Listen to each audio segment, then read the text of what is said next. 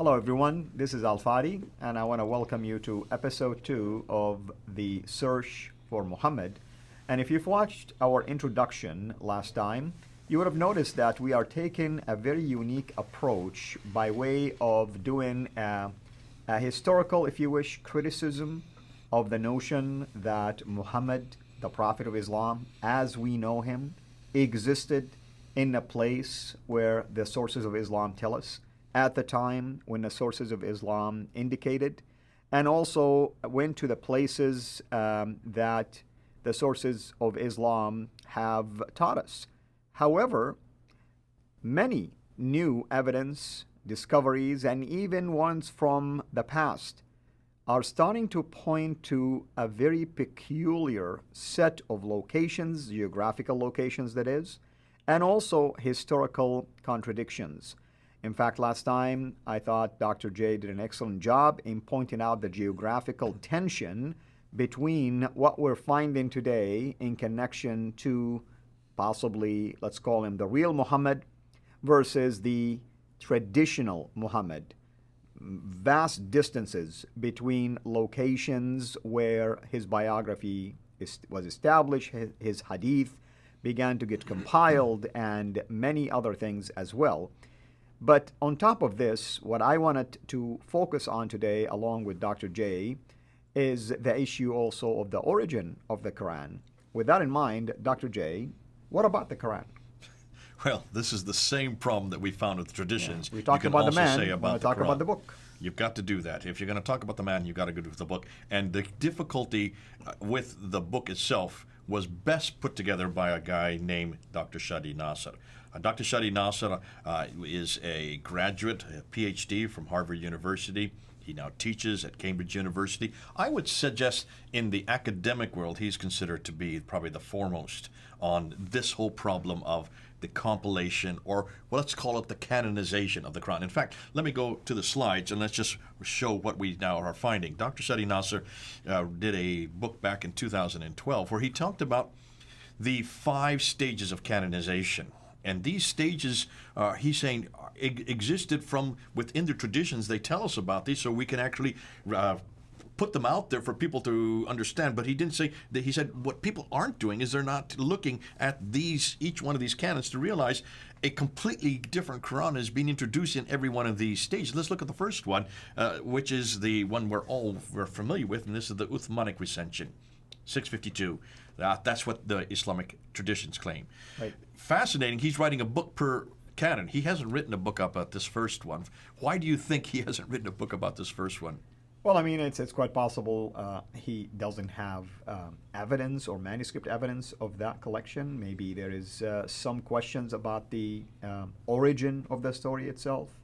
It could exactly, be and that's the problem. Yeah. There is just nothing to go to. It's a complete blank. Isn't that interesting? It's the very same problem we're having with all the traditions earlier, with everything we know about Muhammad. We just can't find anything in the 7th century. You hear Muslim after Muslim claim that they can trace the Quran all the way back to Uthman, and then I remember every time they come up there, I said, okay, where is that archetype? Where is that quintessential Quran that you're always talking about? And they always start to refer, well, they talk about the 7 readings, and they talk about the Nafi and Ibn Kathir and Abu Amr and Ibn Amir, and they talk about Asim and Hamza and Kasai. Hold on a minute, those aren't this is not from that time period. This is not from the 7th century. That's the second canonization, and that's what Shadi Nasser, the second canonization from Ibn Mujahid. Let's look at the slide there. Ibn Mujahid, look at the date that we have from Ibn Mujahid. That's 936. That's the 10th century. 10th century is 300 years after Muhammad. Right. And he's introducing these 7 readings. They're called readings. Right. Fascinating. Look at the earliest. I've got it right here. This is the earliest one, this one right here. These are 4 of the 30 that exist, but this one here is by Ibn Amir. And this is the earliest of all of the Qira'at, the 7 readings, and we'll have more that come afterwards. Look at his date, 736. Right, and I want to emphasize 2 things. Ibn Mujahid supposedly canonized these different readings when? 300 years after the supposed canonization by Uthman because of the different readings. Because of the different readings. That's number 1 problem. Number 2, The earliest out of all of those come actually from north, not from Mecca or Medina. This is from Damascus. Exactly. That's 1,200 miles further north. Right. And people aren't looking at the time period, and they're not looking at a map. We did that with the traditions. We looked at a map and we looked at a timeline. Correct. 736, Muhammad died in 632. This is 100 years later that this is introduced, and this is the earliest. Of the 7 that were chosen by Ibn Mujahid in 936, they start from 736 and go all the way up to 805.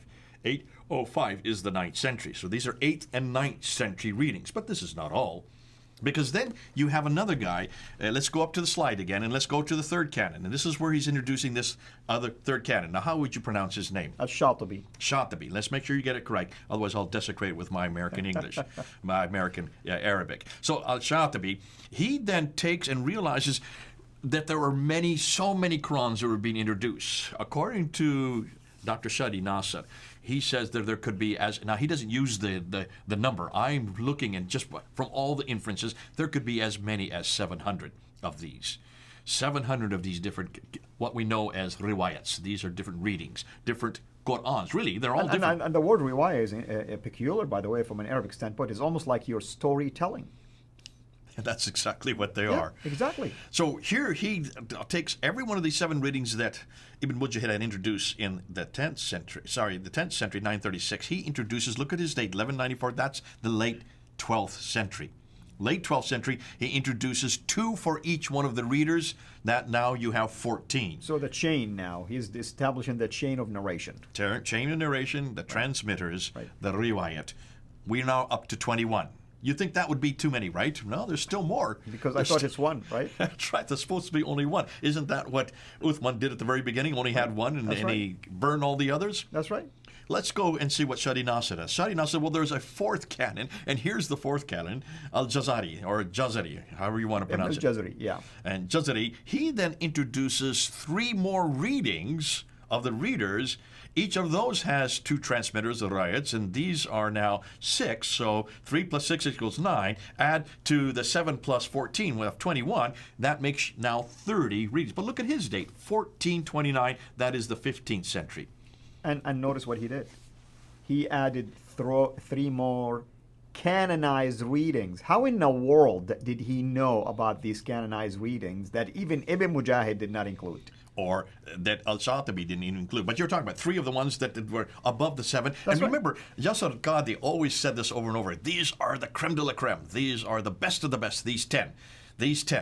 And he's referring to Nafi, Ibn Kathir, Abu Amr, Ibn Amir, Asim, Hamza al-Kasai, Abu Jafar, Yaqub, and Khalaf. Those are the 10 right there. I've just given you them. What's missing in that list?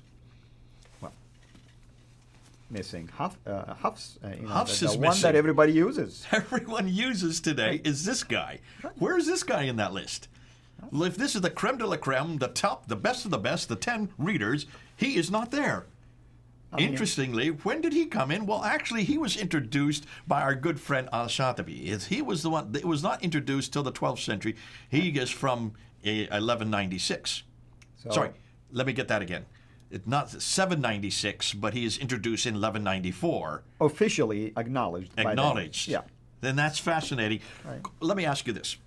Whenever you are looking at manuscripts or anything that has come out of the desert or they found in a museum or whenever they find a new manuscript, what is the first thing you do with a biblical manuscript to see if it's authoritative or not? Well, obviously, they do a lot of things. They want to look at the dating. They want to make sure it compares to what we have today. That's important. Well, how do you do that? Well, you look at earlier manuscripts. Well, you open it up, right? Exactly. You would open and up. You compare. In fact, you do a textual criticism. This is called textual criticism. So what you would do, you would take this manuscript. Now, this is Ibn Amir's, and you would open it up and you would read the text, right? That's what we do with the biblical manuscript. Yeah, and show, please, the reason behind these color codes. I want people to see there are differences. It's telling you. This is read different than the Hafs one. Okay, but that's something we found today. Right. When this was first introduced, did they do that? No, because if Hafs was original, they could have discovered that. Okay, so that is looking back to a standard. That's right. So this is a modern reference point. That means there has to be a standard, which means they at least opened up the book and read the words. Except they did it couple of 100 years later. Couple of 100 years later, when they started with this guy Ibn Amir or Nafi or Ibn Kathir or Abu Amr, did they open up one book and read it? No. It doesn't look like it. So how did they choose these 7 readers? How did Ibn Mujahid choose these 7 readers? How did Al-Shatibi choose the next 14? And how did Al-Jazari choose the next 9? I'm going to use your own terminology, popularity contest. It was a popularity contest. Yeah. They didn't do any textual criticism. They didn't look at anything to see whether or not it fit to that which came earlier, which is what you would think would happen. That's what proper textual criticism is. Yeah. They didn't do anything like that. They basically looked to see how many students they had, how many people came after them. Basically, whoever had the longest number of chains of students, they were chosen. They were chosen, but that's not all. Look at this one here. This is the second most popular one. This is called the Warsh. This is known and used all over North Africa. How was this chosen? When this was chosen by Al-Shatibi, why did he choose this guy? Do you know what the reason is behiund this? Because he didn't have very many change of names. He was in Cairo, I think. Now, in fact, there were 2 others, Ismail bin Jafar and al-Musayyabi, who are both in Medina, these are from supposedly Nafi. Muhammad, right? That's supposed to have been Qurayshi. Yeah. They were both in Medina, but he is not from Medina. Cairo. And they had many more students to come after them. So why weren't they chosen? And why did he choose he lived this in guy? Al-Fustat, known as Al-Qahira. Right? There you go. Yeah. He was from a city that had not been chosen yet. Right. He was from Egypt, from Cairo or Al-Fustat. I have to keep doing that now because I'm going to have Yasser Qadi hammering all over the place. You don't know what the name is. Oh, don't worry. We're doing a deep dive, Dr. We're doing Qadi. a deep dive now. When you go back and look at, if that's the reason he was chosen, just because he came from a city that had not been chosen yet, they wanted to make sure they got that city included in all these riwayats. Is that how you choose textual or manuscript evidence or Qurans, or in this case, the greatest of all revelations? You know, Jay, it's almost like you telling me, don't watch this guy's channel because they have less followers than me. Has nothing to do with the content, right? You know, I mean, it's almost sound like this. There has been no textual critical analysis done on any of these. Nonetheless, look at the date 1429, that's the 15th century. You're talking about 800 years after Muhammad. They finally got the 30 that they wanted. These are the 30 that were all chosen because of how popular they were or where they lived. Nothing to do with textual criticism. Now they have 30. How many times have you been asked, how is it we can trust Matthew, Mark, Luke, and John? Because you have 4 different gospels of one event or one person's life and what he said and what he did. Now, how can we trust 4? Why don't you have 1? We have 1 Quran. No, you don't have 1 Quran. You have 30 official Qurans. Not one of them come from the time that Muhammad lived. Notice none of these even introduced. The first one that's even written down is a whole 100 years after the fact. That's 736. They go all the way up until 905. From 736 up to 905, that is up until the 10th century, from the 8th century, hundreds of years later, and hundreds of miles away. We're going to talk about that a little later. And I want to add something. I mean, it baffles me. I mean, I truly mean it when I hear so-called scholars who actually buy into this as a authentic source to authenticate the Quran that we have today, to authenticate the so-called the Uthmanic Rasm, the Uthmanic collections. Well, in our case, all of these gospel accounts are eyewitness accounts. Right. Eyewitness account. None of these is eyewitness. Okay, well, 2 of them are eyewitnesses, and 2 got it from the eyewitnesses. You're talking about the gospel accounts. Now, let's just go through this. This became a real problem. Shadi Nasser talks about this, because look, we only have 4 canons there. He said there were 5 canons. So what about the 5th canon? This became a huge problem in Cairo in the 20th century. There in Cairo, they had a problem with high schoolers because the high schoolers were coming to do standardized testing, and as they were writing references about the Quran and they were writing what they had memorized, they were writing verse by verse by verse, the people who were examining the test said, we can't make sense of this because there's 30 different ways of saying the same thing. Right. How do you standardize the test? You can't with 30 different Qurans with saying 30 different things. So they went to a man named Mohammed Ibn al-Husayni al-Haddad, who was a scholar at Al-Azhar University there in Cairo, and they said, could you choose one of them? Could you just choose one of them out of these 30? So he chose this one. He chose this one. This is Hafs' Quran. And where does Hafs come from? He comes from Kufa. Kufa is in Iraq.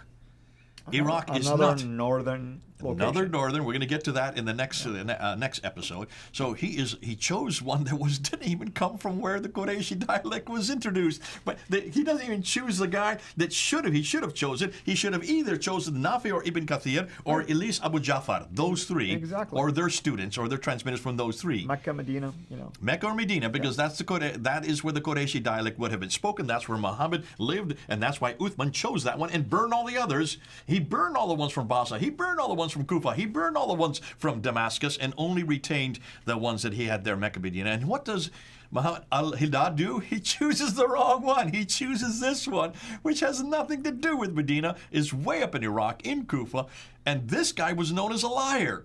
This guy was known as a cheat. We have 7 traditions about him, right? 7 different ones that we have today. Exactly. Because there were many differences. Now there have been many changes between 1924 and 1936 when they did decide to make it Egypt-wide, and that's why it is known, that one is known as the 1936 rendition. There were many changes. They had to make many changes, and that's why we have at least Hattun has been able to collect 7 of them. Now, that is the 5th canon. That is the 5th canon. Bring it back down to 1. What did they do with all the other 29? Now, I said this once before, and Yasir Qadri really attacked me last week for saying, Jay, are you going to say that they took all the Qurans that were in the world, that they disagreed, and threw them into the Nile? No. Let me just say on camera again, no one said they took all the Qurans in the world. They took all those high schoolers' Qurans that disagreed, that they didn't want them to use anymore, just in Cairo, all the high school Qurans that they had been using to answer their test questions, and they took those onto a boat and they dumped it into the Nile, thinking that would solve the problem. And as I said in the year and a half ago when I made that video that Yasir Qadri tried to attack, isn't it interesting that they thought they could get rid of it by doing that? That's not how you get rid of Qurans. You don't burn them, you don't sink them, you don't secrete them or decrete them, you don't sit there and erase them or try to impose letters into them like Dan Brubaker is finding. That's not going to change it, folks. That's not going to do enough. And you don't delete it off the internet like Yasir Qadri does. And what I want to say, also, you can do what Uthman did, because regardless of whether Uthman burned all of them, some of them, he didn't delete them, he did not eradicate them. We still have variant readings that lasted all the way until the time of 1925. Okay. Let's talk about that in the next episode, because the next episode we're going to move into that.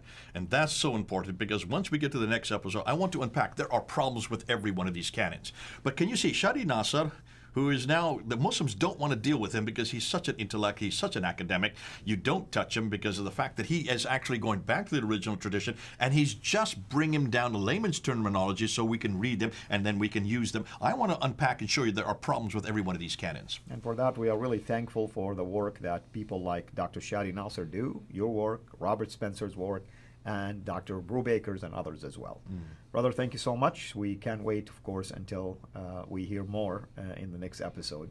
And everybody, hopefully you're enjoying this amazing series. I assure you that you are going to hear a lot of groundbreaking information and data that you're not going to hear anywhere else outside of my channel and Vander Films channel, and hopefully others will begin to spread that type of news. Till we meet again, have a blessed day. Thank you so much for taking the time to watch this video. We can't make these quality videos without the help of partners like you. So please consider becoming a Patreon supporter today at patreon.com/CIRA International. I want to make sure you always get notified when we release a new video. So please click the bell to be notified, and of course, make sure to subscribe to this channel. If this video was helpful to you, please click the thumbs up. Thank you.